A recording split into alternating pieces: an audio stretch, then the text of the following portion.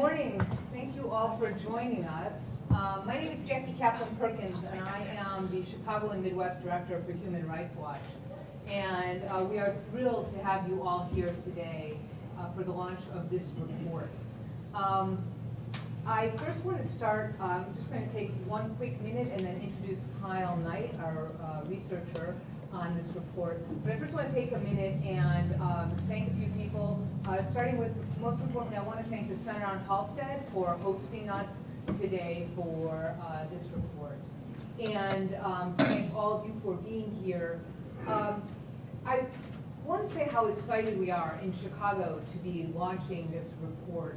This is a rare opportunity for us here, and really is one of the things I want to say about Human Rights Watch is that we are an organization, all of you here today know about us, that work in over 90 countries on a myriad of issues. Just 2 weeks ago, I was in Brazil for the launch of our Zika report, and I got to see firsthand the importance of what a difference our report can make for organizations working on the ground on key issues and with legislators on the issue of Zika, specifically in Brazil. And now we are thrilled to be able to launch here a completely different issue that covers our LGBT program, our women's rights, children's rights, health and human rights.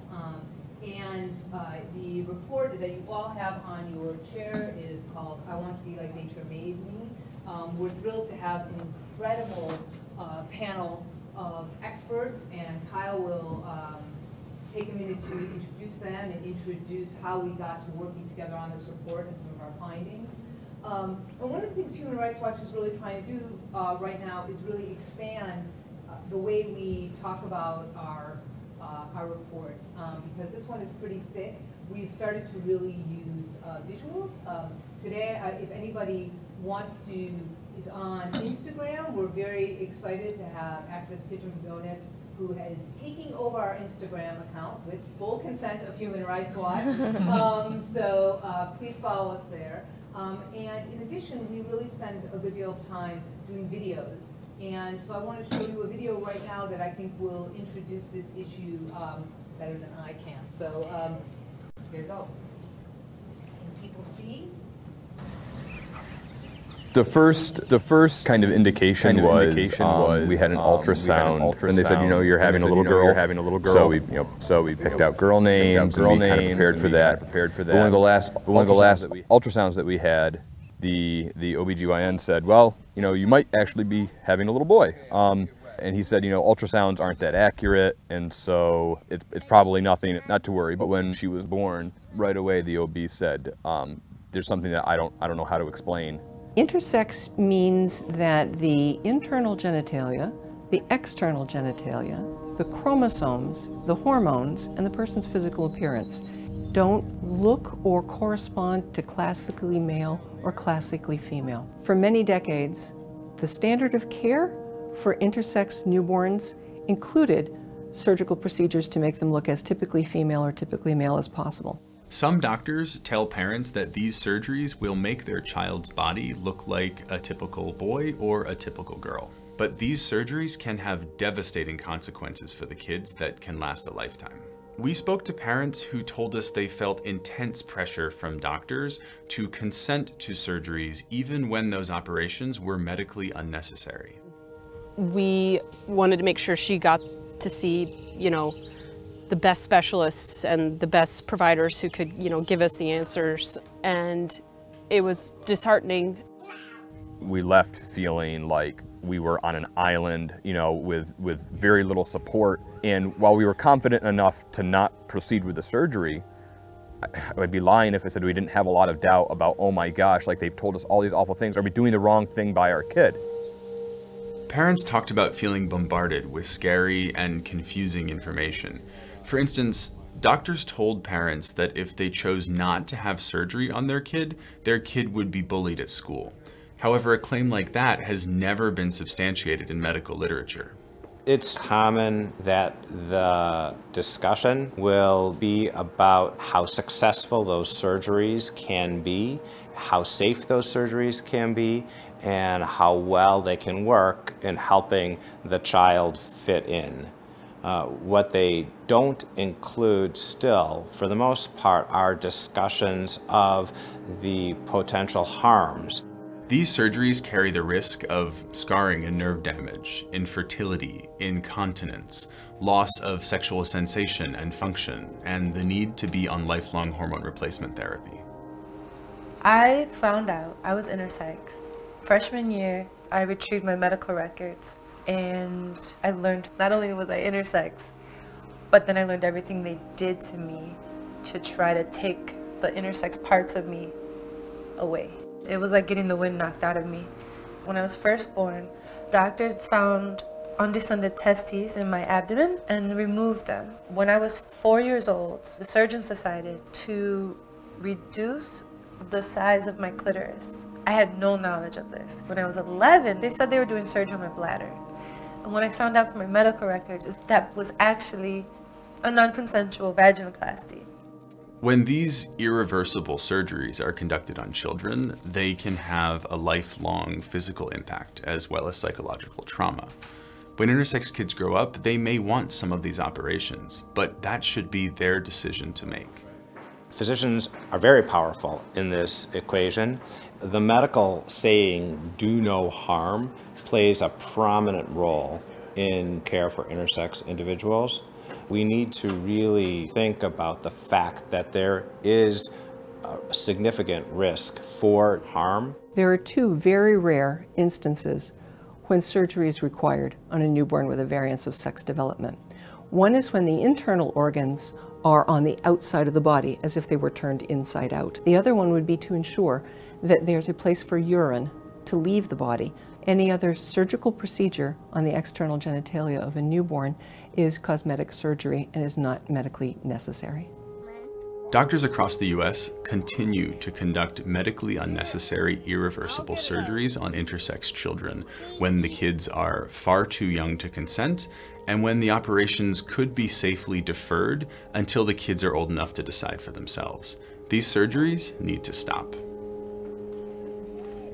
I think our daughter is the best evidence for why surgery should be deferred, because she's awesome.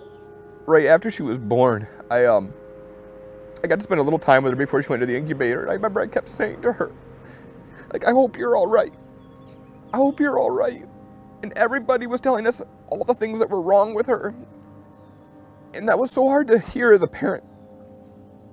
But I feel like these last 2.5 years, she's been doing nothing but proving to us that she's all right. I wish my parents would have known that I would grow up and not want this to have happened to me. I wish they would have known that when the doctors came to them saying, "Your kid basically won't be lovable unless we change their vagina, change this, change that, take their clitoris out, etc., that they would have let that bounce off and no. Like, if my daughter's not sick, then you're not going to try to change her so that she could be loved. She should be loved for who she is."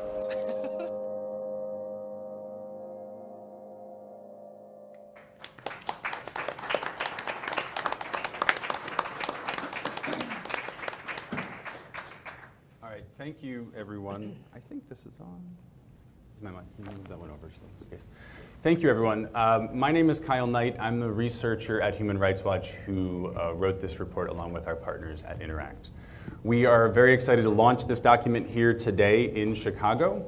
And I'm going to very quickly go through why it's important and this city is so pivotal for changing standards of care for medicine in the US, and then hand it off to our expert panel. Their bios are tucked inside the copies of the reports on your seats. And we have some really amazing experts and some legendary activists here today, and I want to give them as much time as possible to tell you their stories and the work that they're doing to change this. Medical standards in the States are often set by medical associations. As everyone knows, the American Medical Association is headquartered here in Chicago. This language up on the screen, which is also in the report itself, is a pending Board of Trustees resolution. And our job here is to encourage the AMA to push it through, to make it real, to make it the standard of care for all doctors across the country.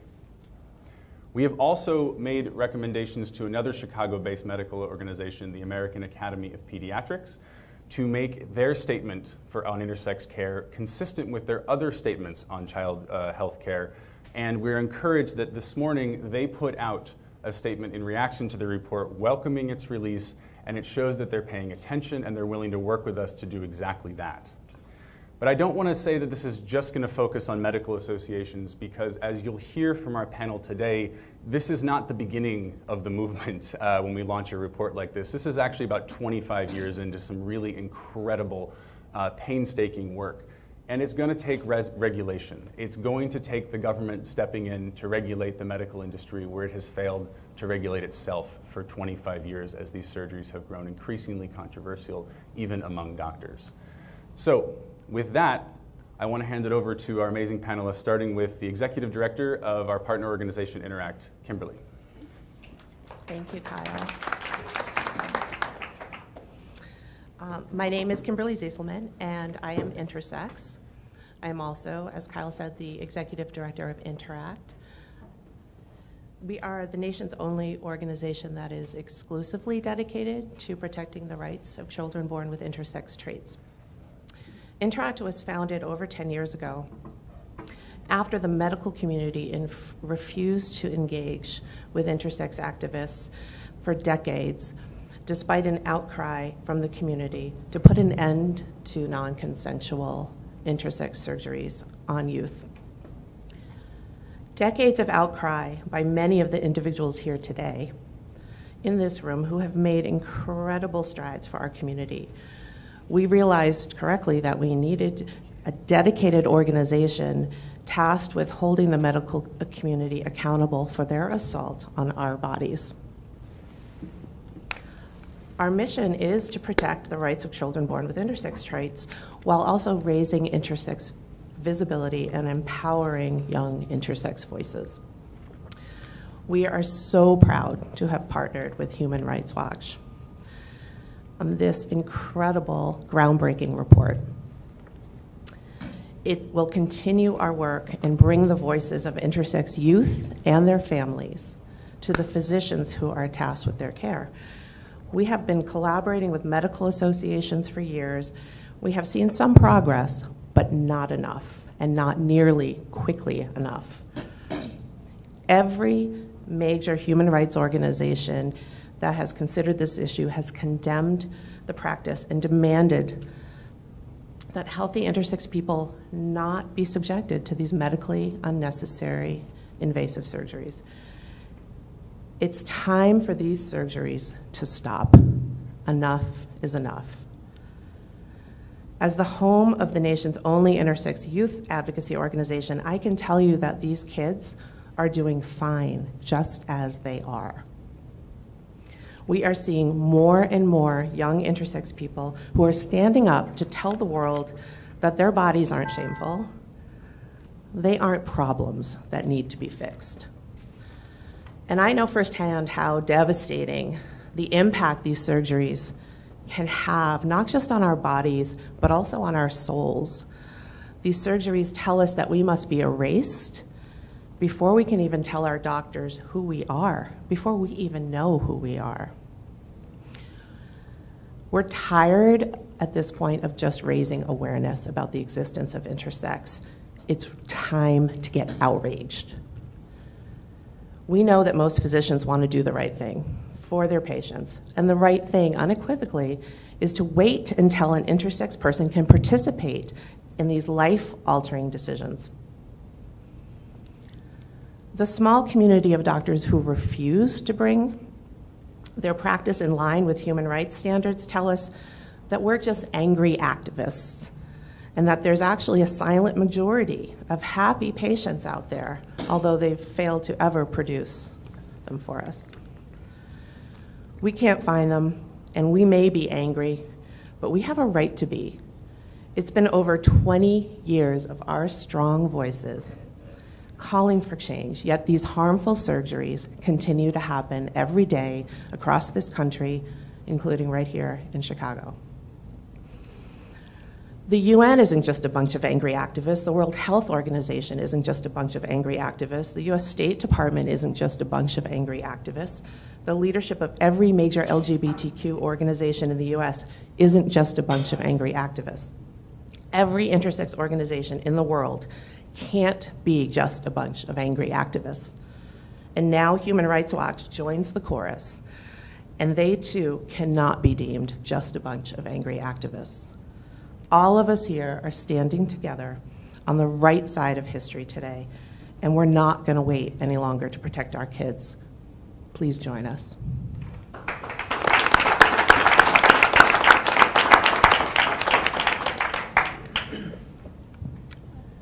Hello, thanks for inviting me. My name is Eric Lohman. I'm going to move this up a bit so I don't have to hunch. Okay. So as you can see in my bio, I'm on the board of directors for Interact, and I joined the organization willingly and proudly because my partner gave birth to a daughter with CAH, and so I was very quickly thrust into a situation I felt very unprepared for, although considerably more prepared, I would say, than lots of parents are, because I was doing graduate work and my partner was a nurse. We had access to medical research and journals and things like that. So what my advocacy, what I like to do is basically tell you the quick story about how my daughter Rosie's birth went and the pressure that we faced from the medical community. And Rosie is about to turn 5 in just a couple of weeks, so this is quite recent. This is not me raising a 20-year-old or something like that. This is quite recent medical history. And then I'd like to tell you a bit about what her life is like now and essentially how uneventful her life continues to be, and it's sort of a way to encourage anybody who is willing to listen that there is no rush to consent to these surgeries. So the way that it happened with us is very similar to what you saw in the video with Travis Shaw, that we had been in a situation in which our daughter was delivered and we were suddenly facing a adrenal crisis because she has CAH. And so we were brought into a big meeting at a very large table full of endocrinologists and pediatric psychologists and gynecologists and urologists, and a very intimidating table. And everybody went around and they sort of told us what Rosie's care was going to be like. And then we got to a situation where we got to the pediatric urologist who said that he had 2 recommendations for us, or we had 2 options rather. The first one was a clitoral reduction surgery and a vaginoplasty, and that should be done at 6 months. And the other surgery was a vaginoplasty. And by this point, we had already decided that we were going to do no surgery. And so I got very hostile very quickly and asked why we weren't being presented with the option that we already knew was possible. There had been tests run that showed that there was no urinary reflux, so theoretically and functionally, there was no reason to consent to surgery. There was no need for surgery. And he pushed back, immediately started to push back. He did not like being challenged, did not like being questioned. He started to provide some arguments for why we should consent to surgery, none of which have ever been substantiated in the medical literature, which I was happy to say I had already read by that point. And so with the hostility in the room, he opted to condescend and clear the room and say, well, I can tell you're upset. Let's revisit this in a couple of days, which we were upset. Of course, Rosie was very sick.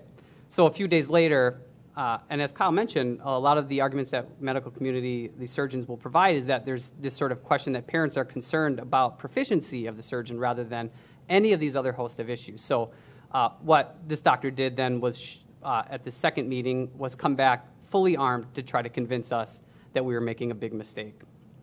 One of the ways that he attempted to do this was showing us images on a computer of a surgery that he had conducted within the last couple of weeks in order to show us that he was capable of producing, surgically constructing a vagina on an infant, that was what was holding us back, that we weren't convinced that he could do it. We showed that we were not being listened to, that our concerns were not being taken seriously, that he was not interested in hearing any of the opinions of all of these activists who have had these surgeries and grown into adults who have had a myriad of problems. There was no discussion of side effects. There was no discussion of whether or not it was safe to anesthetize a 6-month-old child, which we know now is very dangerous. So this is how that second meeting went, and it continued to grow hostile. We accused him of not listening, taking our concerns seriously, or being anywhere aware of any of the opinions that were contrary to his own. And that meeting also he abruptly ended. So now we were still required to see him, and in the last meeting we had, it was essentially the same in the clinic where I brought Rosie in, and we were essentially dismissed. He basically wondered why we hadn't consented to surgery, questioned our parenting style, and then had told us that if we ever need anything to, give him a call or whatever, which I didn't do. So we kept Rosie, we brought her back to the States, and we have since continued to allow her to grow. And we've continued to allow her to be who she wants to be. And we don't have any problems with her body. She doesn't seem to have any problems with her body. And we've taken a number of steps to try to make her visible as somebody who can put the brakes on a parent who may be in a situation that we found ourselves in, where there's a lot of pressure from the medical community to consent to a surgery quickly.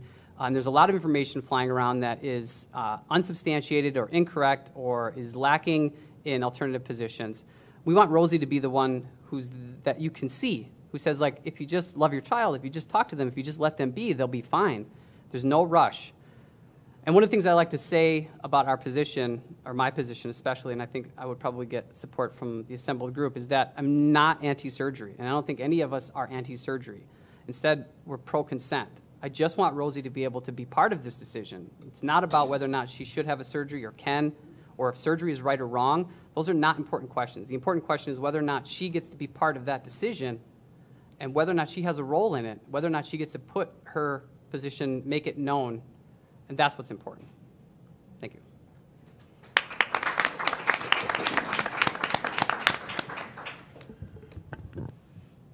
Hello, my name is Linnell Stephanie Long, and I am intersex. I am also the Vice President of Interact. I'm on the Board of Directors of the AIS-DSD support group. And I am also one of those activists that's been called angry, disgruntled, and ungrateful. I've been an intersex activist since 1999. I stood on the front lines with ISNA, Intersex Society of North America. We've tried to get doctors to understand our point of view from an emotional perspective, not from an angry perspective, because doctors don't listen to you when you're angry. So what we did was we went out there and we told our stories. We told our stories to medical professionals, to students, to anyone that would listen. Currently, I am like I said, I'm Vice President of Interact on the Board of Directors of AIS-DSD support group. AIS-DSD support group is, we have an annual conference, and we just had our annual conference last week, and a bunch of us were there. It's a great conference. We all come together. It's full of intersex people, DSD, whichever you prefer, and we come there, we support each other through workshops and talking with medical professionals, and just supporting each other the best way we can. Next year, the conference is coming to Chicago, the weekend of July the 19th. This is an important event because the last time the conference was in Chicago was actually my first conference, which was, I think, 10 years ago. This is great. This is great for me because it's nice to have the conference come back to my hometown, Chicago. I've been in Chicago all my life, and I'm proud to be a Chicagoan. I'm also proud to be intersex. Feel free, I'm reading my notes, sorry. I'm really honored to be here among the people here because I feel like I earned my place here. I've done tremendous work for the intersex community, and my passion and my drive have always been for the improvement of the intersex community. I cheer up whenever I talk about it because I see little kids at our conference that have to undergo unnecessary surgery. And we have to explain to them why. And they have so many questions when they come to us. And we're grateful for the physicians that are available there to answer their questions. I'm not angry, I'm not disgruntled, and nor am I, what's the last one? Nor am I ungrateful. I was a patient at the University in Chicago, here in Chicago, and I spent many years as a career as a patient. Now I can say I'm no longer a victim, I'm more of a survivor. And I tell my story whenever I can for people to know that this is important work that we're doing. This is necessary work that we're doing. We're not doing this. I'm not doing this because it's easy work. It's, no way is this easy. It's not easy to stand in front of a bunch of medical professionals to tell my story, but it's necessary. And it's necessary because we have to save the kids that are still undergoing these cosmetic surgeries. So I'm glad to be here. I will keep my introduction short, and thank you.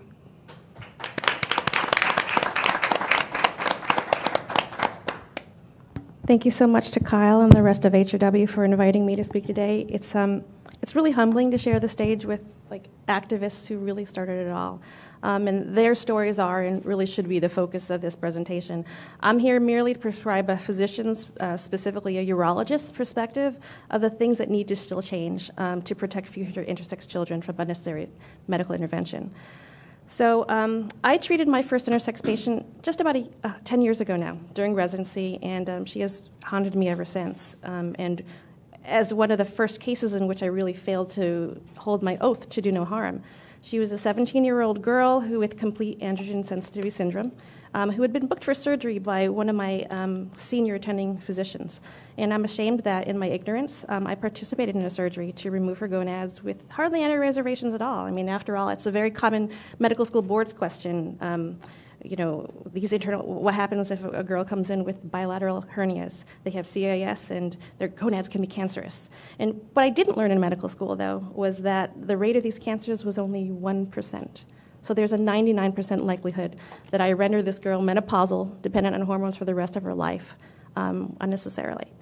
After this case, the more I sort of delved into intersex history and to the extreme harm that has been perpetuated on these people, was that I really became convinced that the care of intersex patients is one of the most profound failures of modern medicine. It's a failure of paternalism, it's a failure of informed consent, and it's a failure of the medical community to do the necessary study to identify the ways in which they can cause severe damage. And the key thing I realized is that it's really not just the failure of specific physicians who recommend wrong treatment. It's an institutional problem. It's a failure of medical education, and the fact that very little, I would say maybe a half an hour of most medical school curriculums are taught on this subject, which could encompass years of research and of education. It's a failure of the notion that there is a standard of care that can be enforced.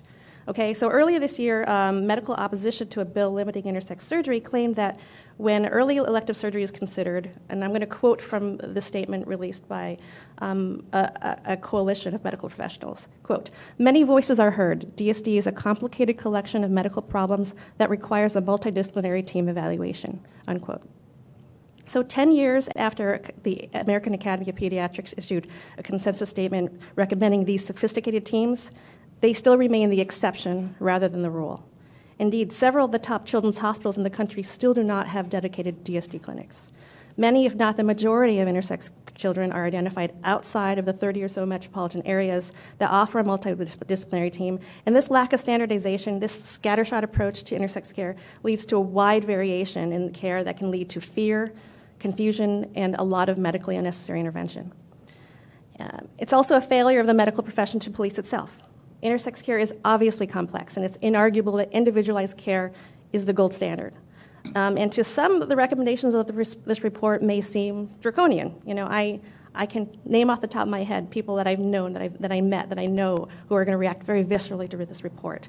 Still, medical leaders are starting to speak up. Just last month, the Palm Center in San Diego issued a powerful statement by 3 former Surgeons General, one of which is a pediatric endocrinologist who determined that, quote, "Research does not support the practice of cosmetic infant genitoplasty," unquote, and asks that, quote, "Professionals and parents who face this difficult decision will heed the growing consensus that the practice should stop." I mean, our medical community needs to follow these recommendations. I know that there are physicians of conscience out there. In fact, I believe that they are the silent majority. Just 2 weeks ago, I was at the AAS DSD support group and participated in a so-called group share where a group of patients, parents, doctors sat together to talk about their stories. And this literally brought 5 members of the medical community to tears because they understood the power of the anecdote. However, until there's a mandate that can't be denied, individual physicians will continue to do harm based on their individual biases, their assumptions of what it means for a child to be normal. The question is, of course, the question that everybody on this table has is, what does it take to change medical practice? In the 20 years since Bo and her colleagues, since Linnell first blew the whistle on the harm done to intersex people, doctors have continued to downplay the power of the anecdote, the power of story, saying that they need more data to justify withholding treatment. The American Academy of Pediatrics statement that they just issued yesterday called for the urgent need for more studies. And I would argue two things. And so what they argue is that they need more data to justify withholding treatment. And I would argue that they don't have the data to be able to wholeheartedly defend treatment. I also think that it's time for the medical community to face the fact that they will never have the volume of data that are required to, for instance, change prostate cancer treatment recommendations. As a urologist, I'm very acutely aware of the way that there's been a field shift in the way that prostate cancer is treated. And that took literally thousands of databases, tens of thousands of people, because prostate cancer is the most common cancer in men. They could get that data. They can get the information. That is not the truth in intersex care. It's been 20 years, and they haven't been able to generate even a fraction of the studies that they require. What they do have, however, are hundreds, perhaps thousands of stories of people who feel betrayed by the very doctors that hoped to help them. In this case, I feel that the burden of proof should be laid on physicians to prove that their interventions will cause more good than harm, rather than on patients who have to live with the many instances where their treatment caused more harm than good. In the past few years alone, I've seen how practice patterns have changed, not only in urology, but also in, for example, OBGYN, based on the advocacy and truth-telling of a small amount of brave individuals. Any of you who's a medical writer here knows about the case of morcellation in uterine specimens in OBGYN. And in the case of morcellation of these specimens, which can seed cancers, of course, patients had the benefit of a governmental agency, of the FDA, who set down a ruling. But there's no such governmental oversight in surgeons, and thus far medical societies have stopped short of regulating themselves. And I understand why. I understand that it's difficult to put restrictions on the livelihood of your colleagues. And this is where everyone in this room comes in, every one of you. If doctors do not have the will to police themselves, then what we can do as friends and family of future intersex people is to educate ourselves and others, whether it be through the media or through books or discussions in health and biology classrooms and middle schools and high school. We must all arm each other with intersex awareness so that future patients will be less likely to ask for surgery and less likely to be pressed into surgery based on fear of the unknown.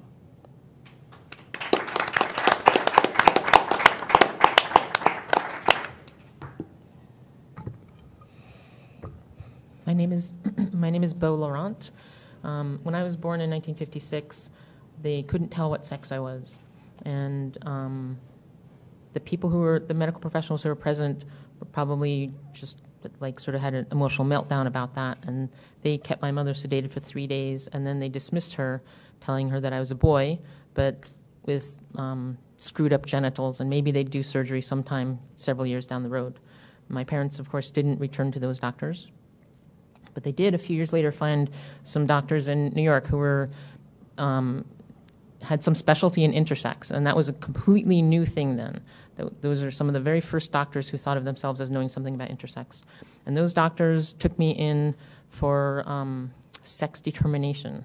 And I don't think that's what my parents understood, but I had a boy's name, and they took me in and they decided that because I had an ovaries and a uterus and a very large clitoris, that the clitoris was the problem. So they just removed the clitoris, told my parents I was really a girl, and that they should change my clothing, my name.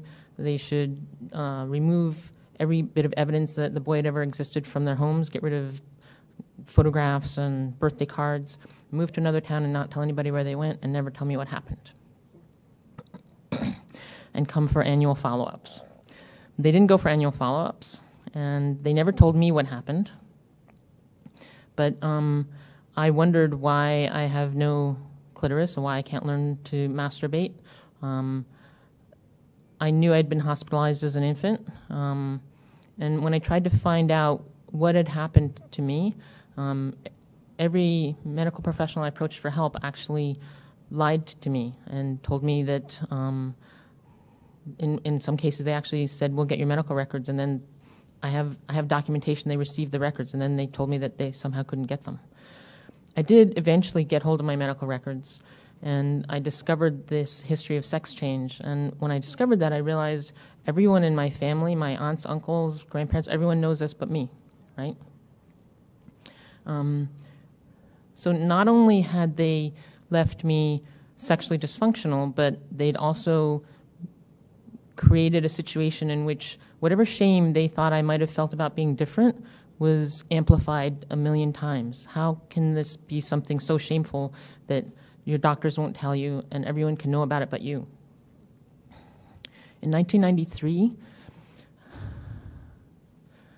I was feeling so depressed and lonely and suicidal. I was on the verge of taking some action, and I realized I don't want to take my life without letting the doctors who did this to me know how bad it was. And I decided that I'm going to figure out how to get better and how to take my life back. And I also realized that much worse than the clitorectomy was the shame that they had created for me, and that somehow I was going to get over that. I knew that the gay and lesbian movement had made progress when it said gay is not shameful. So I decided I was going to figure out how to not be ashamed. And I started to talk about myself. And I had been left with the impression from reading medical literature that what happened to me was extraordinarily rare. But when I started to talk about it, I quickly met other people who said, oh, that happened to my cousin, that happened to my coworker's child, and I realized it's not rare, it's actually relatively common. And so pretty soon I visited some of the practitioners who had done this to me, and I discovered they'd never followed anybody into adulthood. They don't know anything about human sexuality. They have no idea how female orgasm works. They don't know a psychologist to recommend to me. They're like utterly helpless. And they thought what had been done to me was great. They said, oh, you've received really excellent care.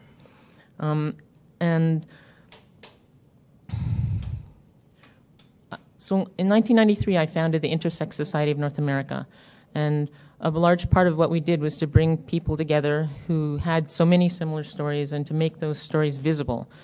Lots of people in those days were too ashamed to be public, but we could publish things with pseudonyms or you know, whatnot. And pretty soon, actually, people also were willing to be public. We appeared in the New York Times. We appeared on NBC Dateline, we appeared in Newsweek and Time Magazine, and I was pretty sure that when doctors heard how harmful these things had been to us, they would change, because I knew doctors don't go into medicine to hurt people. If you'd told me in 1993 or 1995 or 1997 that in 25 years later we'd still be trying to change this, I would have been dumbfounded. I just would never have believed it could take this long. It's actually 25 years. 1993 is when we started. This is 24 years later. Several generations have passed, and still practice hasn't changed. Doctors continually ask the wrong question. Not only do they not have any data, and they insist they can't change practice without data, but when they consider getting data, they ask all the wrong questions, not how happy are you, or are you grateful for these interventions, but if we made you a girl, did you stay a girl? And in that, by that standard, I'm a success. I think that's about it. This report, I'm tremendously grateful for this report. These are stories we have been telling and telling and telling. Doctors who do these things, they know this. They already know this. This report, the significance is not that we're going to inform doctors that what they do is harmful. It's that it's time to bring some sort of bigger leverage to bear. There have to be consequences. There has to be some more force to be able to change this practice. And I'm really grateful for this, and I'm looking forward to that work beginning now.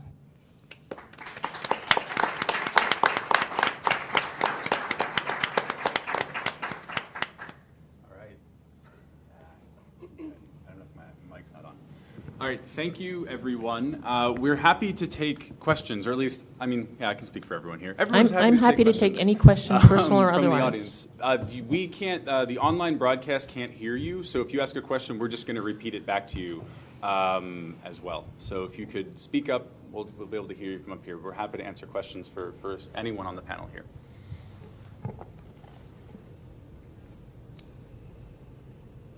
Not all at once. All right, yeah. Bill Daly, Chicago Tribune. What's next? What's the next step? Go ahead. There's still a lot of work to do. I think the next step is to continue towards these recommendations that are made in this report, of which there are many and they're varied. As we've been doing for several years now, we are trying to get at this problem from a variety of different angles. Whether it's a legislative ban or policy change at the medical association level, or both, that's what we're doing next. And we need your help. I have a question from Instagram from a physician. Yes? She went through medical school believing that this is exactly what you should do, the things that we're talking about not doing, and she said this panel really changed her mind, especially when she learned that the percentage for cancer in gonads is so low. Her question is, these intersex people on the panel are so brave for sharing their story. I want to help. And then she asked Human Rights Watch, how can we help? How can I help? And I would love to know what I can tell them. It's kind of an extension of this.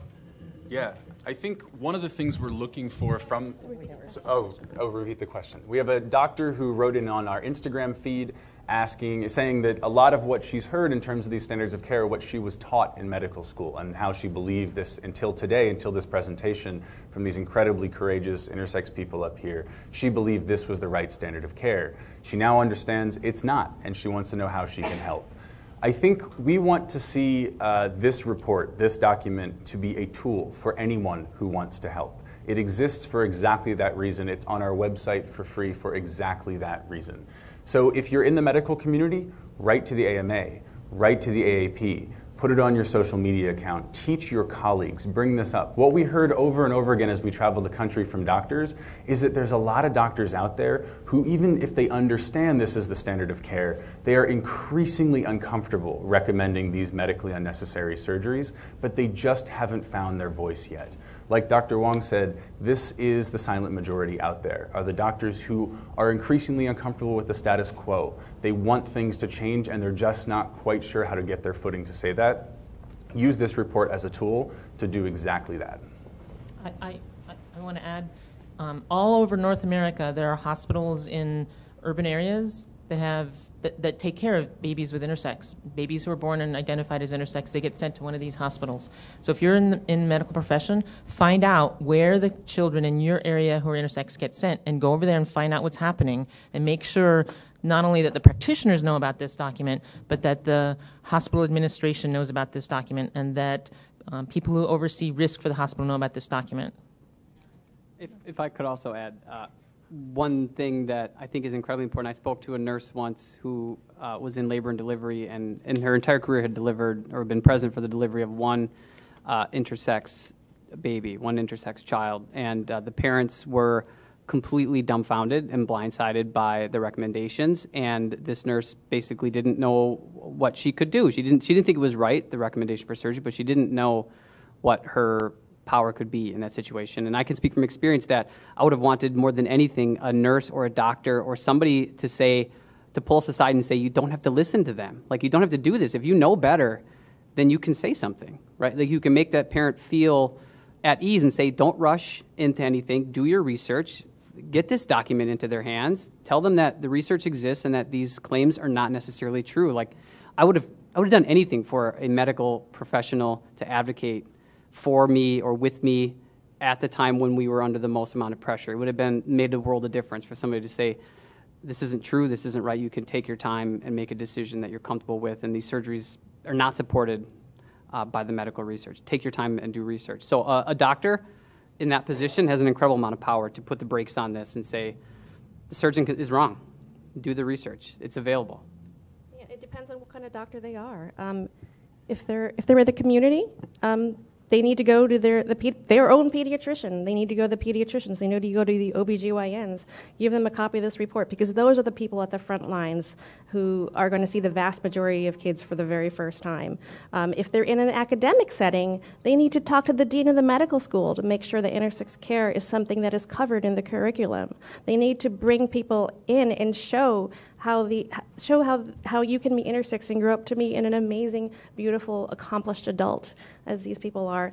One of the most horrifying things that I heard, that I've experienced in the few years that I've been an activist, is an online doctors group that asked for advice on to give to a parent who had an amniocentesis saying that their child was going to be an XY, when it would be a boy. But on the ultrasound following them, they couldn't determine the genitalia. And these parents were thinking about aborting that child. And you can imagine that now we know this, any one of these people could have been that child. And the fact that parents are so afraid of ambiguous, quote, ambiguous genitalia, or difference in sexual differentiation, that they can make that choice shows that every one of us has the opportunity to increase the awareness so that that parent won't be afraid the next time. I'm one of the earliest people to have been subjected to this model of care. When doctors say we need more data to change the practice, there was no data used to introduce these practices. And before the 1960s, all intersex people grew up without any of these interventions. And we actually do know something about them. There's been histories published of intersex people before. The one in the back? Yeah, Terry Castro. Last night at the reception, we talked about Illinois 10, 15 years ago was one of the first states that passed outlawing genital mutilation. And some attorneys last night believed that that law could apply to this. So, I'm happy to follow up on that. And with people last night this evening, and it sounds like it's a legal argument that can be made that can be used to launch such laws in other states. And so I'm just willing to work on that. And I know several people about the organization know where to find me. Thank you. The question was, the comment was, there are laws in many states, including the state of Illinois, and as well as at the federal level, that outlaw female genital mutilation. And that we know that those laws would apply to intersex children just as well. There's no reason why they wouldn't. So there is a growing interest amongst attorneys and people in the community, as well as our own advocacy groups, to start enforcing those laws. And we appreciate that support. Go ahead.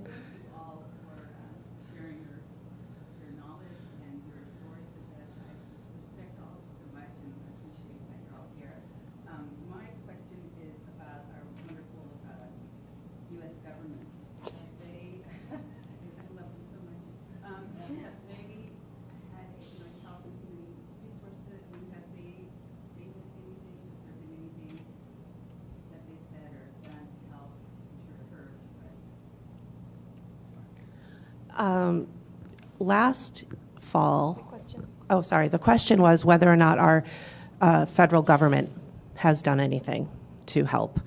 A couple of things I can mention. Last year, we were successful in getting intersex included in basically the definition of sex discrimination under Health and Human Services regulations for the under the Healthcare Act. And that is significant, as I believe it's the first time that intersex discrimination on the basis of sex characteristics, that would include intersex people, has ever been included in regulation. Then we had an election. And as far as I know, we still have that law on the books, but that's, we'll see. The clock is ticking, perhaps. But that was a real interest of the Department of Health and Human Services at the time in the Office of Civil Rights just a few months ago. That was really promising. Beyond that, there are certainly lawmakers who are interested in this issue, and there's an increasing amount of interest at the federal level as well as at the state level. Last year also, just before the election, the State Department issued a statement basically saying that these surgeries shouldn't be happening. And it was in recognition of Intersex Awareness Day, which is a day that's recognized globally on October 26th. So the US government has publicly made a statement against these surgeries and urging reform, but we are now dealing with a different administration. And so, the thing I want to also point out, though, about that is this is truly an intersectional issue. This is not an issue about, the left or the right or being a Republican or a Democrat. It affects everybody. It's an issue that intersects and at its core is really a children's rights issue, obviously a human rights issue, an issue of reproductive justice, as well as an issue of for LGBTQ rights. It's a very intersectional issue, and I think it is hands down one that everyone should be concerned about, including this administration.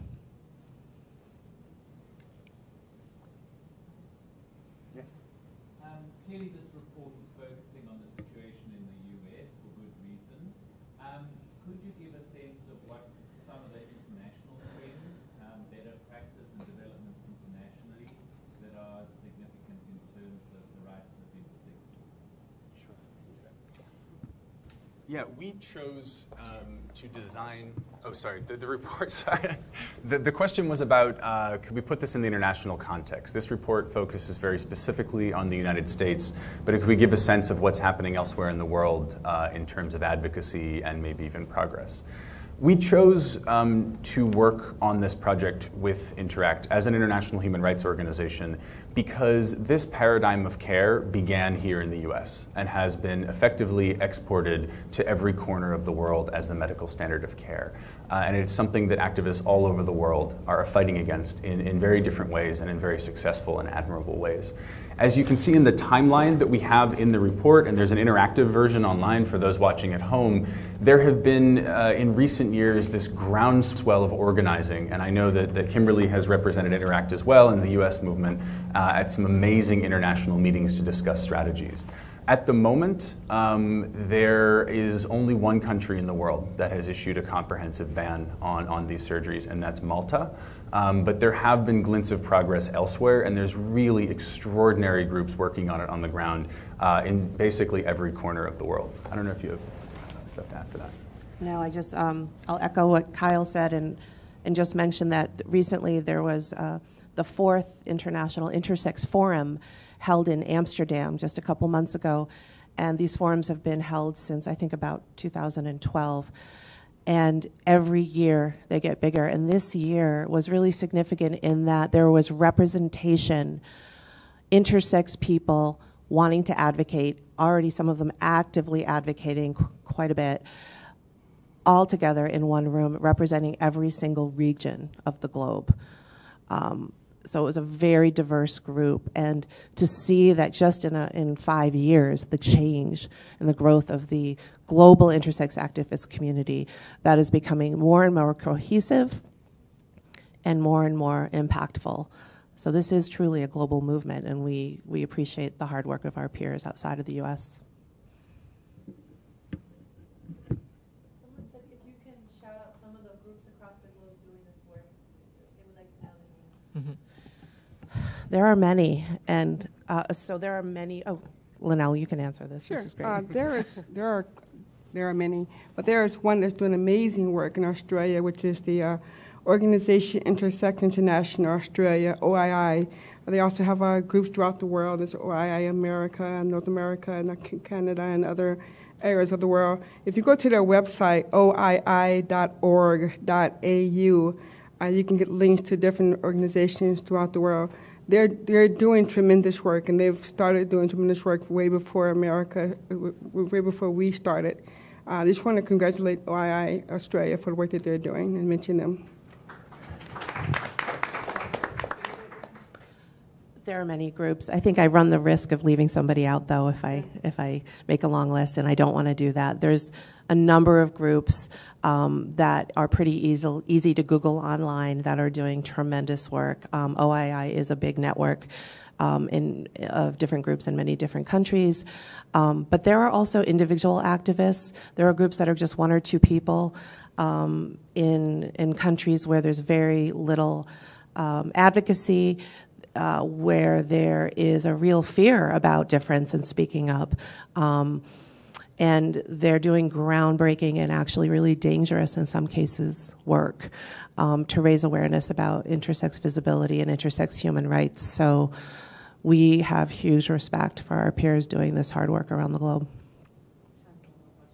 All right, we have time for one more question. Yeah.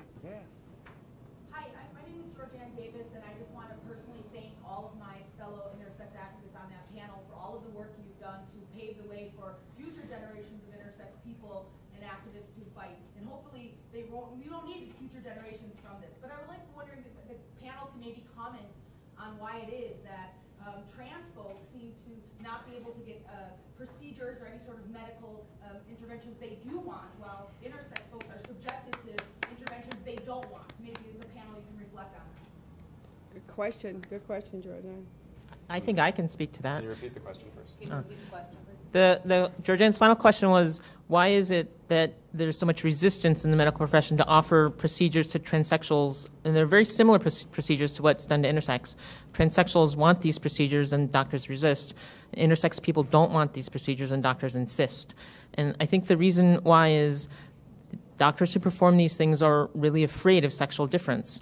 And so they're insisting on inflicting these practices on infants to try to make them normal.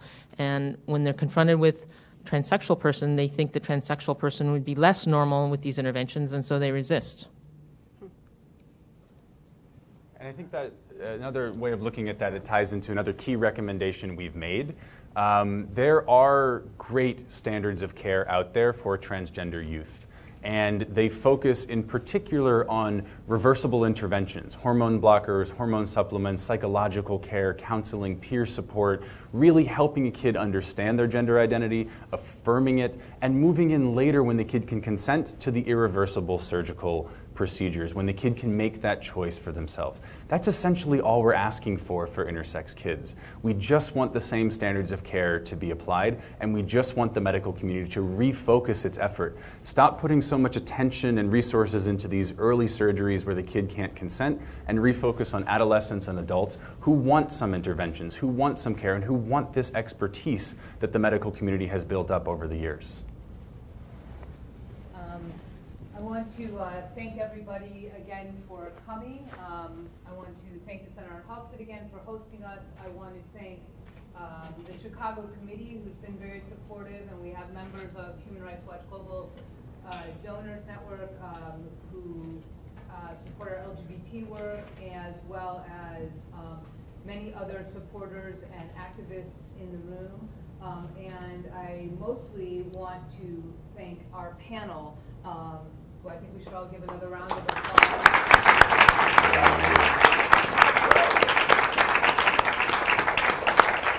And our partners with Interact, please, everybody in the room, take time to use social media. Follow Pigeon on Instagram, retweet, share anything that you're seeing on Facebook around the report. Make sure to review the recommendations, and our panelists will be around to answer questions for a little bit, as well as Graham Reed, who's the director of the Human Rights Watch LGBT program. So thank you again for coming. Thank you. Thank you.